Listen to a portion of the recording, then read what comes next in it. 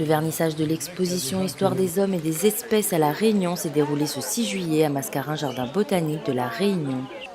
Chef de file de la préservation de la biodiversité, le département a soutenu ce projet porté par l'AVE2M, l'association pour la valorisation de l'entre-deux-mondes.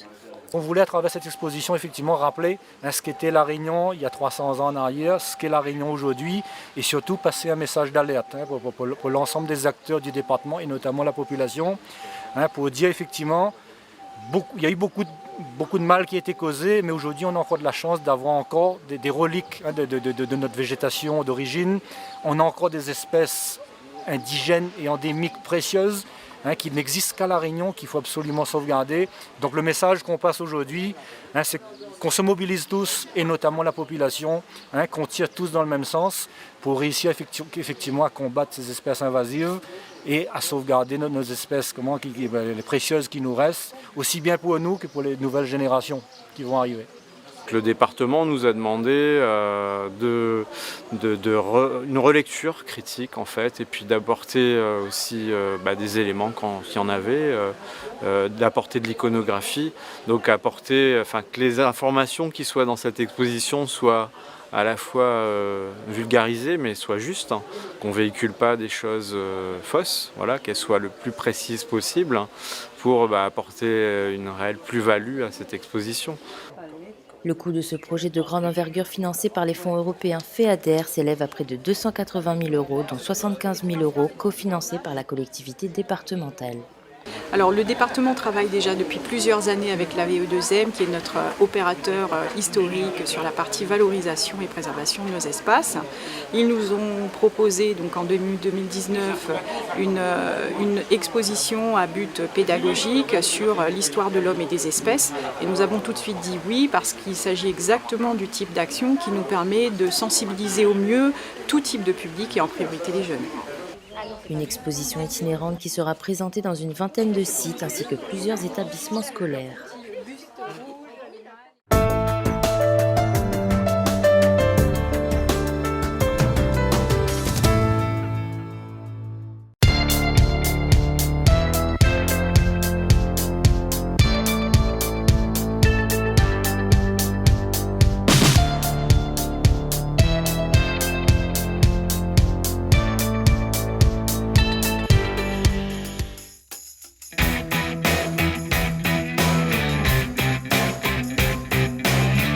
Fabrice Chandrayen, responsable patrouille.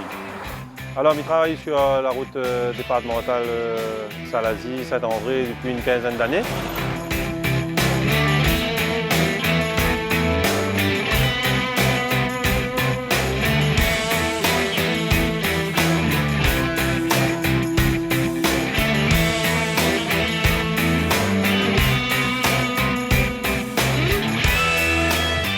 Actuellement, il y a des travaux, il y a eu des virages qui ont été quand même refaits pour élargir la route, comme ici, tourner en Z.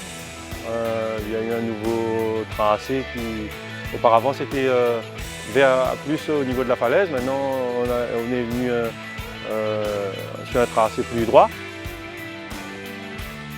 C'est un danger de moins pour les usagers par rapport aux éboulis qu'il y avait auparavant.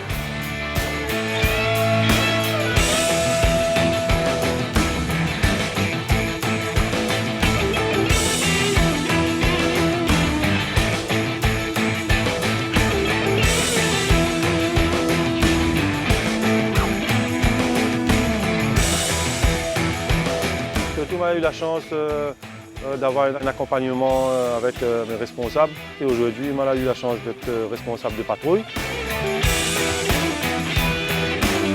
Nous sommes les premiers intervenants pour remonter les informations avec le service, avec notre service, notre responsable de brigade.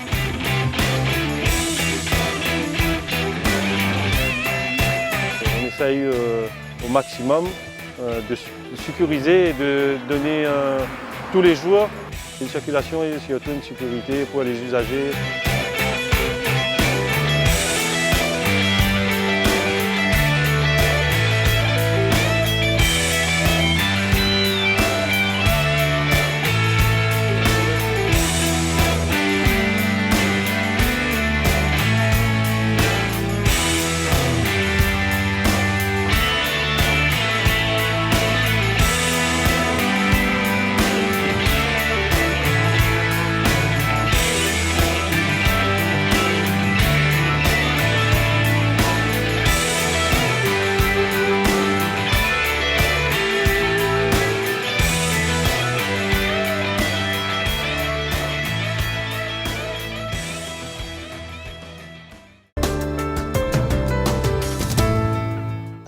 4, 0.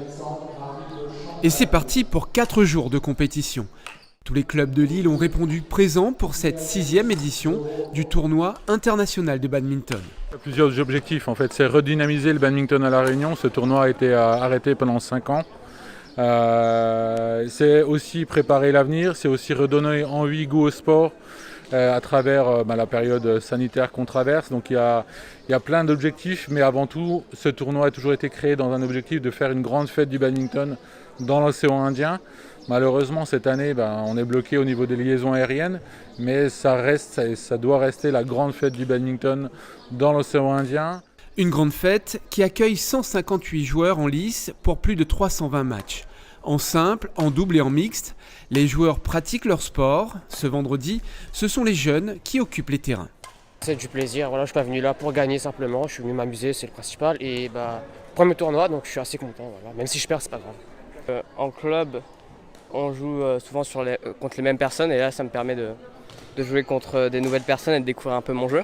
J'ai envie de participer au tournoi parce que déjà j'aimerais bien m'améliorer et jouer avec la pression, avec des gens qui nous regardent, etc. L'organisation a invité cette année des joueurs de l'équipe de France classés parmi les 100 meilleurs joueurs mondiaux et une joueuse internationale. Ils commenceront la compétition à 19h pour un tournoi de haut niveau. Donner des étoiles, les 2 étoiles dans les yeux à tous nos joueurs réunionnais qui vont pouvoir côtoyer, pouvoir discuter avec les joueurs de l'équipe de France, qui vont pouvoir taper des volants avec des joueurs de l'équipe de France. Je pense que tout joueur et tout compétiteur, même loisir, a envie de pouvoir côtoyer des joueurs comme ça, qui sont, on les a vus hier, très accessibles, très à l'écoute, très avenants. Donc donner des étoiles dans les yeux à tout le monde, parce que je crois que c'est important.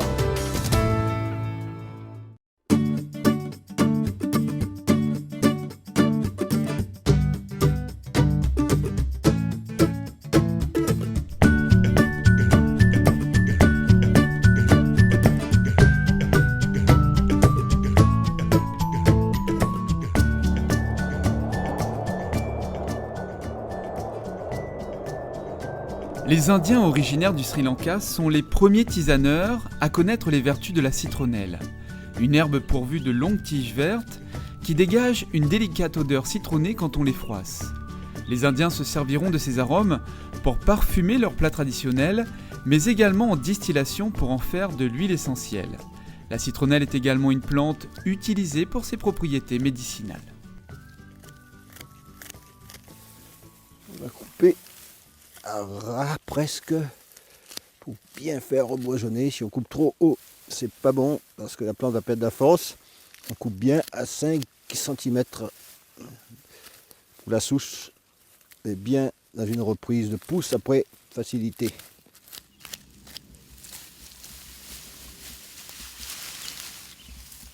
C'est une plante à parfum, donc ça veut dire huile essentielle, possibilité de distillation et sortir une huile essentielle. Cette citronnelle-là est connue à La Réunion. On en trouve un petit peu partout dans les cours, dans les jardins. Plantée en bordure, là où c'est qu'on élève les abeilles. Les abeilles sont particulièrement gâtées avec ce parfum-là parce que ça les attire et ça les calme. Pour les personnes qui utilisent ça, c'est vrai que c'est à La Réunion, on a l'habitude d'utiliser le tout, sa plante. C'est sûr qu'en Asie, on a appris et voilà, c'est le chou.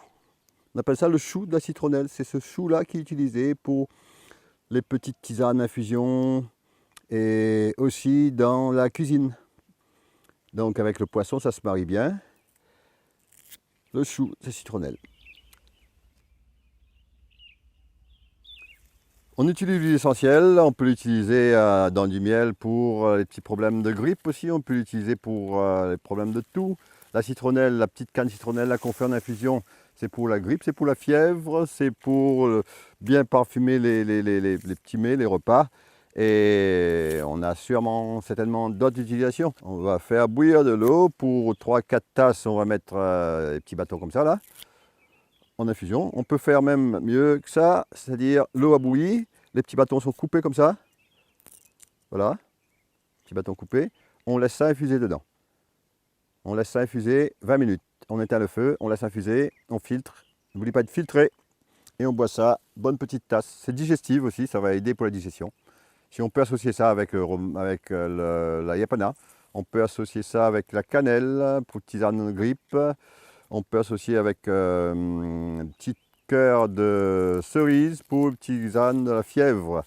Voilà, c'est une petite plante avec les autres plantes que m'a citées là, très connue à La Réunion et très appréciée.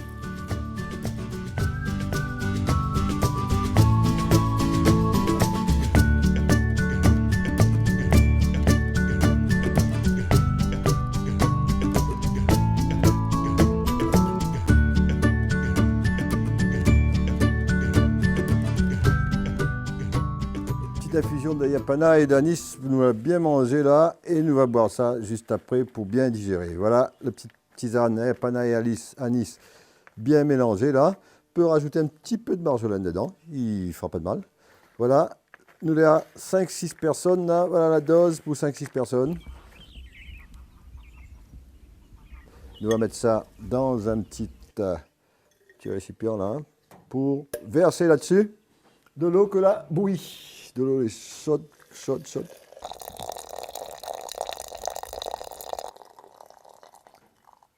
Bonne tasse chacun. On va laisser ça. Voilà. La plante, l'eau commence à changer de couleur là, on voit bien.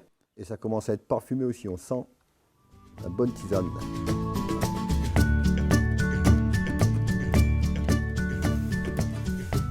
La citronnelle bâtie en terre par petites taches un petit pied comme ça.